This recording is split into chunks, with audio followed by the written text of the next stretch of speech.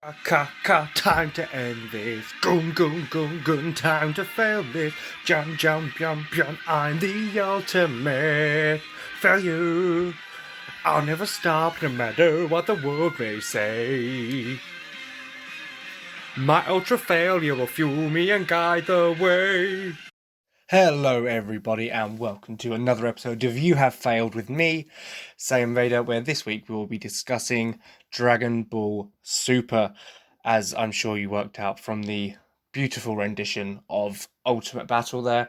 Just to suppose a bit of housekeeping first. I hope everyone is okay in these times of isolation and lockdown, with obviously in the UK things set to ease up with the really confusing speech given out by Boris Johnson. We don't really know what's going on at the moment. But other than that, I hope everyone has had a really good week. Mine has been spent still not getting over the end of the Clone Wars. Yeah. And listening to a lot of Six still. But also this week, I've been watching a lot of Dragon Ball Super, purely because those clips have been coming up in my feed on YouTube, and I've just been continuously watching them, even though I do prefer Z. But Z will get its own sort of special episode at a later point. But for now, we'll focus on Dragon Ball Super, and I think the first point I'd like to cover is sub versus dub. Now, you know me from previous things where I've spoken about Yu-Gi-Oh! I prefer the dub, because they're the voices I grew up with, so with Yu-Gi-Oh! Obviously, all that stuff. With Dragon Ball, obviously, it was Dragon Ball Z, but I grew up with the English Funimation dub of Dragon Ball. So you have like Sean Shelmore as Goku, Chris Sabat as Vegeta. They're the voices I know. So when I first started watching Dragon Ball Super, it was all of a shock at first to have to watch it subbed, not because I couldn't read the subtitles and watch the action at the same time, but just because the different voices, it took a while to get used to. But I did indeed watch the Japanese, purely because I was impatient and wanted to see what happened and didn't want any spoilers, because I follow obviously a lot of pages on Facebook, Instagram, Twitter and the likes that would have posted spoilers. So I watched it subbed, and slowly I grew to appreciate the voices, and it was good, and I enjoyed it. But when dubs started coming out, whilst continuing to... What the fuck was that? Sorry, just brushed past my leg and might have been a ghost, might have not. You might not hear from me next week. I might have been killed by a spectre. Not that I believe in that stuff. Anyway, as I was saying, so yeah, I started to then watch the dub as it was being released alongside the sub, which obviously it was a few arcs behind. I think by the time we got to the dub being released, was we already in the Tournament of Power for subbed? I don't really remember. And then, so I finished watching the series, obviously subbed, and then we got to the Tournament of Power in English dub, and this is where, yeah, it really put me off English dubbing for Dragon Ball, and I actually refused to watch the Tournament of Power after episode 110 dubbed of Dragon Ball Super. Because the voices are fine, it was cool finally getting to see Goku versus Jiren, but with the Goku voice that I knew as a child. And then that monstrosity of a song came on to just started blaring. The Ultra, so obviously Goku goes Ultra Instinct, and it's so cool. Like, to any Dragon Ball fan who's invested in it like I am and has read the manga, and my calendar I've actually got for this year, 2020 year, is actually a Dragon Ball Super one, so I am big into Dragon Ball. I've got a few things around my room. Like, I do love my Dragon Ball. And so Goku going Ultra Instinct is a big moment, you know, it's a big thing and culmination. and they ruin the song. Because obviously in the Japanese you get the version of Ultimate Battle, which is obviously the song that played. I did my own rendition of at the start of this episode, where it's like ka chitaze gung anuki jan bian uku no kuno battle, and it's so good, right? And that song really gets you fired up. It's a really good song. Like, it just oozes the tension, and you know, it's called Ultimate Battle for a reason, because this is the ultimate clash between the Titans of Universe 7 and Universe 11 in the Universal Survival arc. Like, we know from this battle that these are going to be the two that are deciding which universe wins this tournament and which universe isn't erased, right? It's a big culmination moment, and instead, in the dub, we get something that does not sum up the stakes whatsoever. So obviously, even in the Japanese, obviously the subtitles are just of the talking of the characters. I don't know the direct translation for the song, but it's ampy and it's nice. And actually, I remember I did read the translation, and it's all about, having this ultimate stake battle, like for the fate of the universe. And the English dubs is this is genuinely the go go go go go the distance. Fight, fight, fight, fight, never give in. In the ultimate battle. No, it's in the ultimate battle, just for fun. And if I could actually get away with playing the sound clip, I would, but I don't want to infringe any copyright on whatever shit stones at Funimation decided that was a good idea. But genuinely, the tone doesn't sound right, for one, like the way he sings it. And I do implore anyone who's listening to this to either pause this and go onto YouTube, or to, after listening to this, go and listen to the contrast of the original Ultimate Battle in Japanese and then the English dubbed official version of the song. Because I said, but it's the contrast in tones is jarring enough, but then it's the words. Obviously, with the English one, I can actually listen to it and understand what they're saying without having to look up translations afterwards, being an English speaker myself. But it's the bit where they go, in the ultimate battle, just for fun. And that's the bit that really takes me out of the immersion, because I know that obviously I'm sort of taking for granted that listening to this, you understand Dragon Ball Super, but I'll give a bit of context now for if you don't. At this point, this is sort of the final arc of Dragon Ball Super. It's in the Universal Survival arc, or the Tournament of Power, where you've got, what was it? 7? No, 12? Well, there's 12 universes. Yeah, I think it was. I think it was 7 out of the 12 universes. Basically, in the Dragon Ball universe, there are 12 universes. 7 out of the 12 are put in this survival tournament, and if all of your fighters are knocked out of the tournament, it's basically a big battle royale. If all 10 of your fighters are knocked out, your universe is erased from existence. Everyone gone, not even dead, just erased permanently from existence by like the god of the multiverse, right? Who's actually a child. And I do love that Dragon Ball humor in the fact that this super powerful god of the universe that we've like just by clutching his fist can wipe out a whole universe is literally a child. I love that. Zeno is amazing. But that's not what I'm talking about right now. Right now I'm talking about the fact that, so this is like a big stakes tournament. Like, if you lose, everything's gone. Your whole universe, your friends, family, you just never existed, right? And so it's at that point I put the argument to you that in this climactic it was not climactic, this is 110, like, but this song is played during the climax as well, where Goku and Jiren and Frieza have like the final tussle to see who wins. But in this, what is sort of the culmination of the first part of the Tournament of Power arc, Goku's first face-off with Jiren being the strongest being in the entire multiverse other than Zeno himself, and Goku being probably the second strongest being in the entire multiverse. No, because the gods are still stronger at this point, which is when he gets Ultra Instinct, actually surpasses the gods. But that's not the point. It's the ultimate battle, as the title suggests. It's the ultimate combatants fighting for the fate of their universe. Like, it's everything on the line. So the fact that the lyrics go, in the ultimate battle, just for fun, it really removed the immersion from me that I was watching this high stakes tournament, because I'm sitting there thinking, if it's just for fun, well, who cares? But as a viewer that it's not for fun. This is the biggest the stakes have ever been, like probably in any anime ever. I don't watch many other anime, correct me if I'm wrong, but for the most part I'm sitting there thinking, if the whole universe is at stake, why is that just for fun? And it was that really, after that, I did not watch the rest of the Dragon Ball Super English dub. The only other bit I did watch was when the final episode was released. I wanted to see how they handled the final battle, which was Goku, Frieza, and 17 versus Jiren. And obviously, I knew that I was going to be a bit jarred because the Ultimate Battle theme would be playing, the English version. Although I was secretly hoping that they were going to, in post, after seeing all the feedback of people not liking it in previous episodes where they used this rubbish English version, they might have actually snuck in the Japanese or just an instrumental version. Because there were other instrumental versions in both the Japanese and the English that obviously were kept in the same place. I was wondering if they would have changed that based on feedback. They didn't. And Oh, and the writing was just a bit weird as well. Like, it was nice hearing, the voices that I knew for Goku and Frieza and everything. But then the one bit that really jars me is a bit where Goku and Frieza are basically going after Jiren, and Frieza's like, "Throw me." I think in the Japanese he goes, "Throw me" at him, and in the English dub, I actually quite like the wording of it, the way he sort of abrasively goes, "Throw me, Saiyan."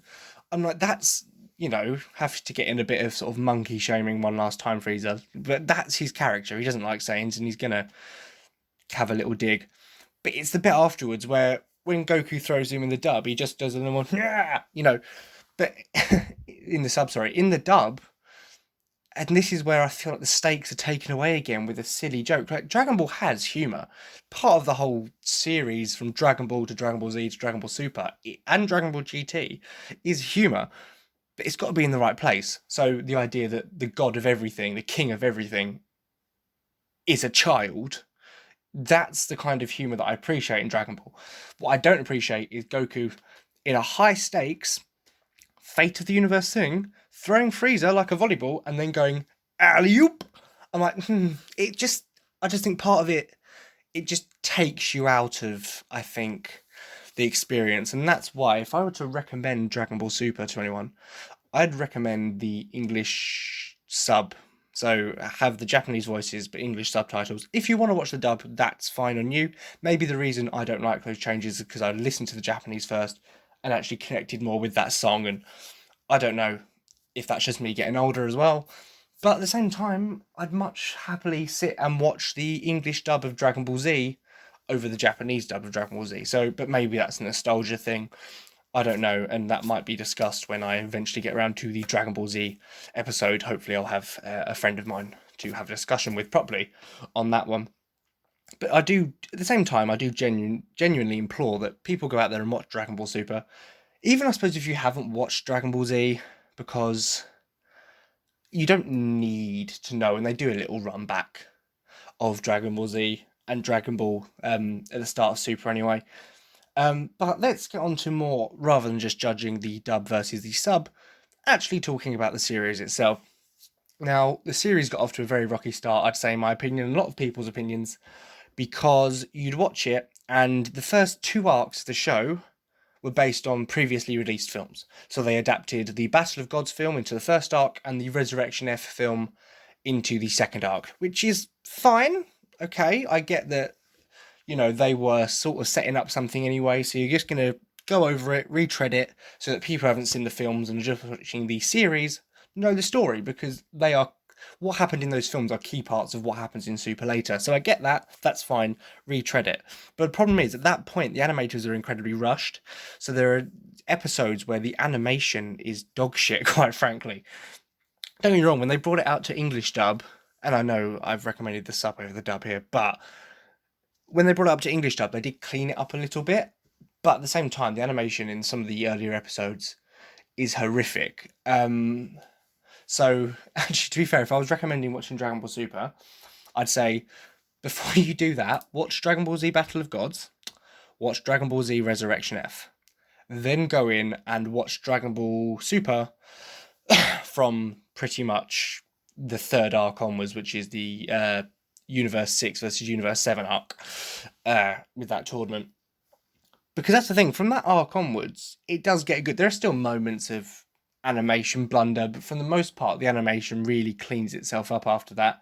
In fact, there are a few scenes in the Tournament of Power, especially episode 130, where you've got Goku versus Jiren, where genuinely, I'd say it's some of the best, if not the best, animation I have ever seen.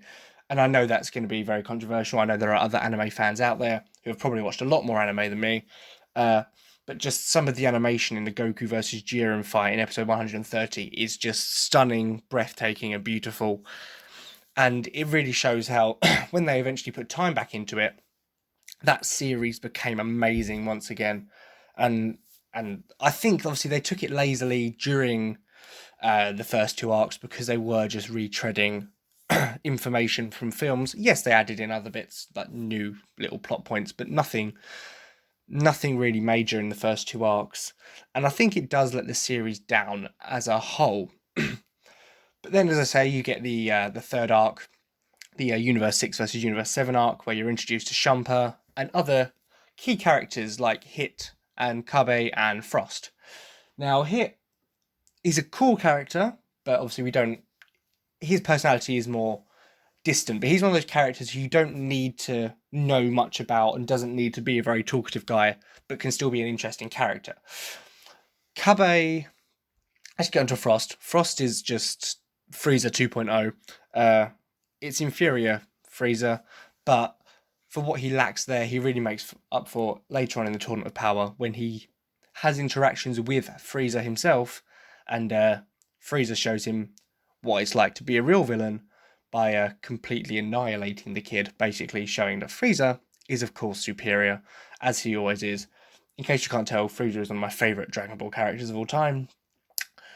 But I'm about to talk about my favourite Dragon Ball character of all time, because we're about to talk about Kabe and how he has made one of the most interesting new additions to Dragon Ball because of his relationship with Vegeta. Now, Vegeta has always been my favourite character in Dragon Ball. As I say, Frieza's up there. Goku Black, who I will talk about in a bit, is also up there. But Vegeta, Prince of all Saiyans, you can't beat him as far as I'm concerned. He is the dog's bollocks when it comes to Dragon Ball. Goku's great, and all the rest are great. But Vegeta, I think, has the best character development in the series, right? And I'm not saying that other characters don't, because a lot of people say Goku doesn't have character development, but that's because his character arc is a flat character arc, meaning that he doesn't change because of the events around him. It is him that is the solid point that people change around him. He is the driving force of the story. He's not the kind of protagonist that reacts to the story. He is the character that drives the story, the main character that drives the story, and other people grow around him rather than him growing around the events. So he's a good character in his own right, but Vegeta, my god, Vegeta, going from the murderous prince of genocide, to family man. And I'm not going to go too much into the arc in Z too much, because that will be in the Dragon Ball Z discussion. But in Dragon Ball Super, you see that again, as he almost takes on Kabe as his pupil, because he sees another Saiyan from another universe. Bear in mind, obviously, Vegeta and Goku are the last two Saiyans left in their universe, because their planet was blown up by Frieza. So when he meets another Saiyan for the first time, you can see almost an excitement on his face. And he takes this young Saiyan under his wing, because he sees it as a chance to reconnect with his race. He was the prince of Saiyans, and he lost his race. And the way he sort of tutors Kabe, but in his own Vegeta way, where he's not nice about it and he will be a bit harsh and brute force because he's Vegeta. But later on in the Tournament of Power arc, you see, after Kabe had been erased, but Vegeta promised to win the tournament and use his wish to bring back all the other universes, to bring back Kabe, so Kabe can keep his promise to take Vegeta to his home planet, so Vegeta can meet this whole other planet of Saiyans. Bear in mind, he lost his entire race. I think he genuinely wants to go and meet all these people, because Kabe, weirdly enough, and this strikes something in Vegeta, says Vegeta reminds him of the king of his planet, which, as Vegeta was destined to become the king himself, that strikes something, and he is interested to meet it. So in his promise to Kabe, you see him constantly during the Tournament of Power, when he's struggling and he needs more power, he flashes to Kabe going, "My promise, I need to keep my promise," and that is what drives him forward. But not just that, you see him, have visions of his wife Bulma, of his kids, Trunks, his newborn daughter Bulla, and in fact it's her birth is one of the most comical but touching scenes for him, in the fact that he acts all distant and Vegeta-y, cross-armed, not looking, paying attention, but the minute that baby starts crying, like, he turns into Super Saiyan Blue, and like the whole place sort of just starts shaking, because he's like, no one who's making my baby cry. And the way he holds her and looks at her, and you can tell that he's really come a long way and has become this caring family man, even though he still hides it behind his cool and collected personality. Mr. I am Vegeta, Prince of all Saiyans. But really he cares, and you can see that through when he eventually gets knocked out during the Tournament of Power. He basically he starts crying because he can't keep his promise to Kabe, and he he failed to protect his wife and child, and as he gives what's left of his energy to Goku before he's completely knocked off, he's like, Goku, like, Kakarot, I've given you my pride, my promise, my everything. Don't let me down. I gave everything for this. I I literally sacrificed myself so you had time to recuperate. Like, don't botch this up for me. And it's moments like that where even, oh, sorry, I'm going to talk about Vegeta a lot, but I love him. There is another moment of brilliant character where he's standing in the stands, and back when Goku's fighting Jiren, but he hasn't completed Ultra Instinct yet, and Belmod, the god of Universe 11's like, ha, see, Goku's not going to win. He hasn't even completed the Ultra Instinct. So Vegeta goes, so there's a level above it then. And Belmod's like, yeah, but he won't achieve it in this little amount of time. And Vegeta's like, what do you mean? You've seen time after time us Saiyans prove ourselves time after time in this short 45-minute tournament. We have constantly broken through our limits. Like, every single Saiyan who's in the tournament from any universe. You seriously going to rule out Kakarot now?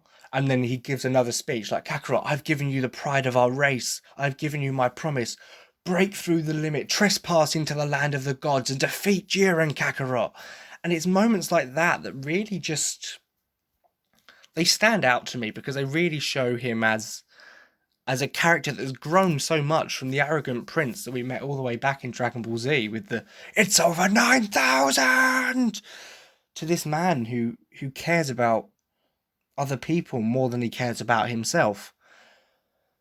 And you compare that to, now we get onto him, the character arc of Frieza himself, who, if anything, has become more of an asshole with age. And he has a fairly flat character arc like Goku, where he doesn't react to things around him. He doesn't really change.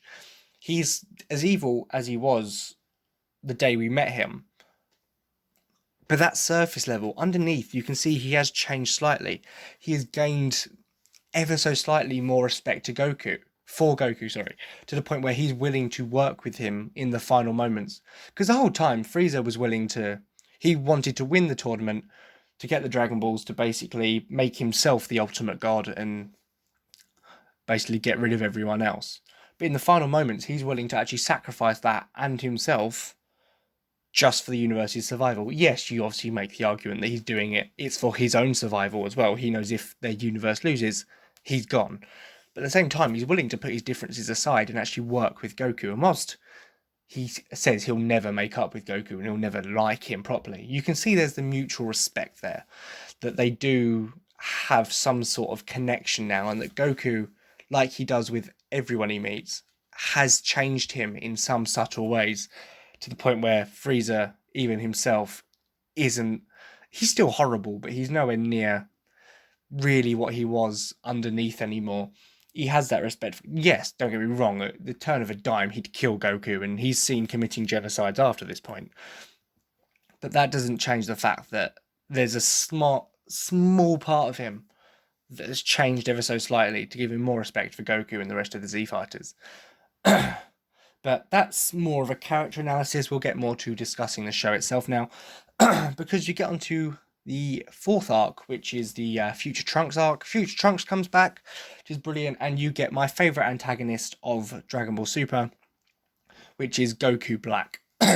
Yes, the idea of an evil Goku isn't very inspired, but the execution, I think, is perfect in the way he talks and his mannerisms and just his flat-out plan to wipe out humanity. And his negative character arc, as he ends up becoming the monster he sought to destroy, is perfectly written, really.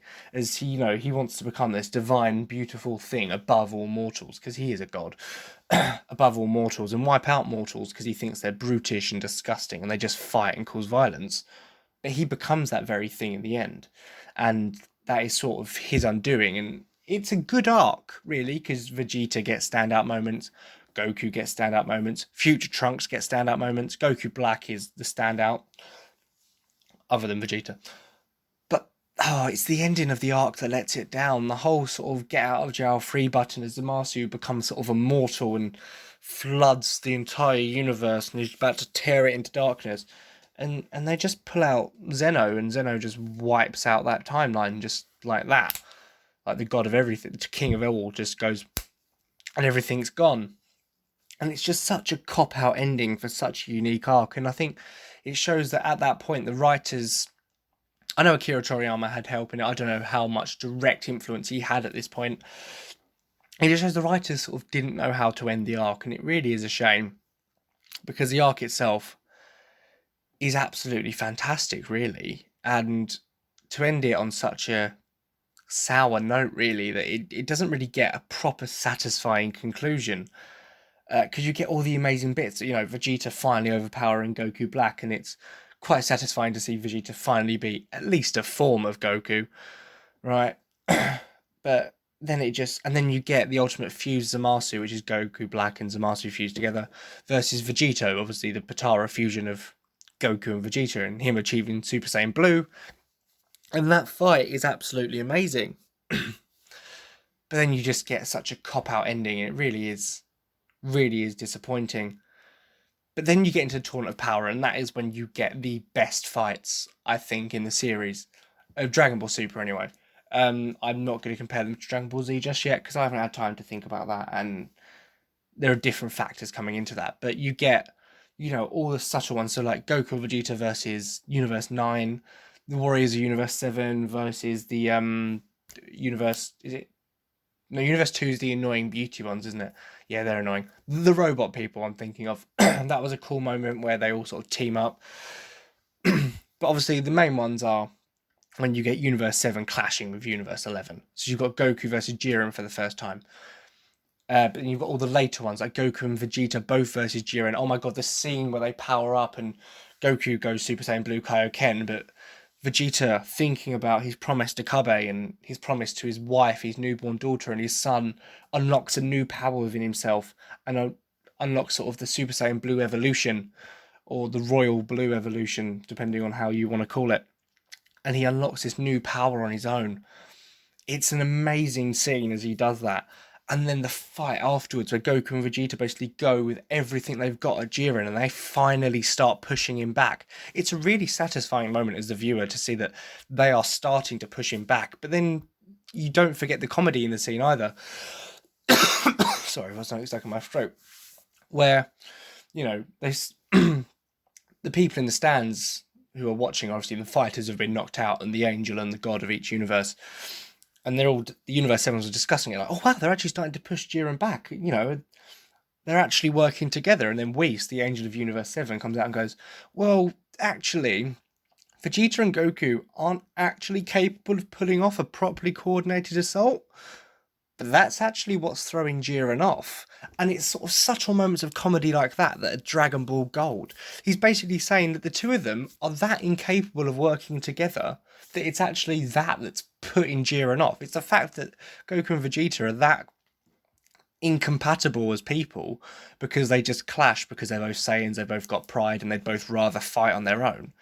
They're literally that used to fighting on their own and haven't trained together to fight together at all, that they're that incompatible that they're actually doing a good job. And it's weird bits like that make me laugh anyway, because I'm sitting there thinking, wow, the two of them are literally that bad at working together that they're good at working together. It's a weird, insane dynamic. And then, of course, you get the final showdown in episode 130 between Mastered Ultra Instinct Goku and Jiren at full power, where, as I say, the animation is absolutely beautiful. I remember I just had to prove to someone how good it looked, I had to find some of the stills online of some of the shots where it's just, absolutely, it's just beautifully done. And then even the final fight between Goku and Frieza and Jiren with 17 backing up in the background with a few ki blasts. The shot where, say, Frieza's tried to take Jiren off after being alley-ooped at him and sort of crap, but rather than taking him off the tournament stage, which would knock them both out, he accidentally falls onto a bit of the stage that had fallen off into the void of space, and they land on that, so they're not disqualified. And Jiren basically starts pummeling into Frieza because Frieza's obviously greatly overpowered. But then you just see a Goku flying in, and this is something you need to watch as well, I think. Like, if you get another chance, just watch Goku and Frieza versus Jiren, as Goku just comes flying in, and he's that drained from 45 minutes of straight fighting that he's struggling to muster the strength to go Super Saiyan, and his hair is flickering in and out of the black to gold of trying to go Super Saiyan as he comes in, starts screaming with all his might, trying to muster up all the strength he's got. Collides with Jiren, and him and Frieza just push, their auras expanding as you see Jiren being constantly pushed back by the two's effort to win. And then finally, as they get him to the edge, you have that scene of Jiren going, "So this is trust, Universe 7's power," as you get that beautiful shot of Goku and Frieza just giving one last push as they both scream with all their might. Goku finally achieves Super Saiyan, pushing through everything, actually managing to pull it off with his last bit of stamina. Frieza mustering all the energy he's got as they finally take him off the ring. It's honestly a beautiful shot and a beautiful moment. Honestly, I implore anyone, if you're not going to watch Dragon Ball Super, just so you can understand the visuals that I'm talking about now, genuinely go onto YouTube or something and just watch Goku and Frieza versus Jiren, Dragon Ball Super. Just that final shot of them giving everything they've got, just trying everything in a desperate attempt, because in the background you've got Beerus, the god of Universe 7, going, "Goku, Frieza!" And then the rest of their Goku's friends, Frieza's teammates, all in the stands going, "Do it!" Like cheering them on, like, "Come on, you can do it, we believe in you." And then finally taking him off. It was a beautiful thing to watch, and just it got you so hyped up. It was perfect. I'm stuttering because I don't know I'm just so excited thinking about it. I'm gonna go and watch that scene when I'm done recording this. I don't care if it's 3 o'clock in the morning. I'm watching that after this. And that final episode was good as well, because it did leave it open-ended, where you've got the final scene of nostalgia baiting, really, where you've got Goku and Vegeta currently in their Super Saiyan Blue states, but where they had their original fight all the way back in Z, doing their original poses. Obviously, to a non-Dragon Ball fan, that doesn't mean much, but to someone who's loved the series for as long as I have, seeing them back in that original setting where they had their fight as enemies, where Vegeta was trying to destroy the planet and Goku was trying to save it from him, seeing them back there doing doing their fighting stances they did before they started that fight, it's really nostalgic, and I love that. And then the bit as you see that final shot as them just about to clash and the screen freezes with the narrator going, the story of the dragon is not over, and until then a brief parting, and it's really good. And I really hope that, I know the manga has continued and I am reading that, but I really hope they bring the series back to continue along with the manga as well, so we get some more Dragon Ball Super goodness on the screen as well as just on the pages. But before we go to the final judgment, I presume this will be the last point I bring up, mention one thing I did dislike about the series, and it is related to Goku. And I think the problem is they made him too stupid in this series. Goku was never the brightest bulb, even back in Z or Dragon Ball. He was always the outsider, the bit, because he was brought up in the mountains on his own pretty much, and he didn't really understand normal life. However, he was never flat out dumb. But Super goes out of its way to take a lot of its humour from, "Oh look, Goku's really stupid." And I didn't like that characterization of him, because he was never the brightest bulb in the shed, and he was always more battle obsessed than he was focused on anything else. I know there's all this stuff saying he's a bad dad. I don't think he was that much of a bad dad. However, he was just obsessed with fighting. But then that can be brought down to the fact that he's a Saiyan, that's in his biology. They're literally a race born to fight, like from birth. Like babies are sent to conquer planets in their race. So they're a warrior species. But I just don't like the characterization of, "Oh look, Goku's stupid," because he's not. Yes, he's dim, but he's not a retard. And I think Super sometimes made him a bit too stupid. Like the line that always really annoyed me was the bit where he sees Trunks and Mai kiss, and he's like, "Well, what are you doing?" And it's implied that he's never seen a kiss before, and he's never had a kiss, which I find incredibly hard to believe, because he's married and has 2 children, right? So the implication that he's married and has 2 kids, and Vegeta even says it, he's like, "But you're married and have 2 children." And Goku's like, yeah, so I don't get what you're on about. And he shouldn't be that stupid. He must have kissed his wife because he does love his wife. You know, he's got 2 kids with her. He's married and he does love her and he loves his kids. So the implication that the man has never kissed before or never had a kiss yet has children, it just makes him far more stupid than he needs to be. And then the other problem is where, in an attempt to make it different from Vegeta, because Vegeta's definitely a very uptight person, chip on his shoulder, not very relaxed. Whereas they made Goku too overconfident. Well, Vegeta's overconfident as well, but they made Goku too overconfident and therefore too relaxed. And that was a big part in the Resurrection F arc and film, where his biggest flaw was being too overconfident, leaving himself too wide open and relaxed, which I know was all just a way to, I suppose, feed into Ultra Instinct, where, you know, you can be in a relaxed state and react without thinking. That was all a big feed into Ultra Instinct, which was, as I say, it's this ultimate power where your body just reacts without you thinking, giving your strikes more precision, more speed, the ability to block faster, whatever. But you don't need to ruin Goku to do that. You could have given him that power up anyway, because the way Dragon Ball works, and this is where my salty Vegeta fanboy is going to come in, is, oh look, there's a problem, let's give Goku a new power up to solve it. I saw a meme the other day, and this does something, it was like, this single line sums up all of Dragon Ball, and it's like, somehow Goku managed to overcome the amazing gap in power in no time at all. And I'm like, well, yeah, that does sum up the entirety of Dragon Ball.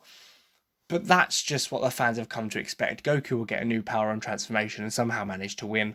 There's nothing wrong with that, except for the fact I'd like Vegeta to get a win once in a while against a main villain, because he actually works for it. Come on, Vegeta, you're better than this. You're better than Goku. And especially in Super, because they actually give Vegeta character. Vegeta gets a character arc that's continued from Z very well, but developed upon. He becomes developed upon, and he becomes an even greater character by the end. And whilst Goku is still as lovable as ever, it sort of takes away from it that they just make him too fucking stupid. And I don't like that. He was never... I don't know how to word it, because yes, he is thick, and he doesn't always understand normal social things like we would. Like, he doesn't get why he needs to phone his friends all the time. He doesn't get why he needs to have a job. That's fine, because he was brought up in the mountains on his own with his granddad, who he may or may not have accidentally killed and not known about it. But we'll get into that another point, the tragic backstory of Goku. But Super goes out of his way to go, oh look, Goku's really, really stupid, and I don't like that. And I suppose that's going to bring me into my final judgments about Dragon Ball Super, and whether or not I personally think it has failed. If you've picked up on the clues throughout the episode, I have been telling you to watch it, to listen to the music, and especially to watch that final fight between Vegeta, sorry, I can't get him off my mind. Goku, Frieza, and Jiren, which means, of course, in my honest opinion, I do not think Dragon Ball Super failed, right?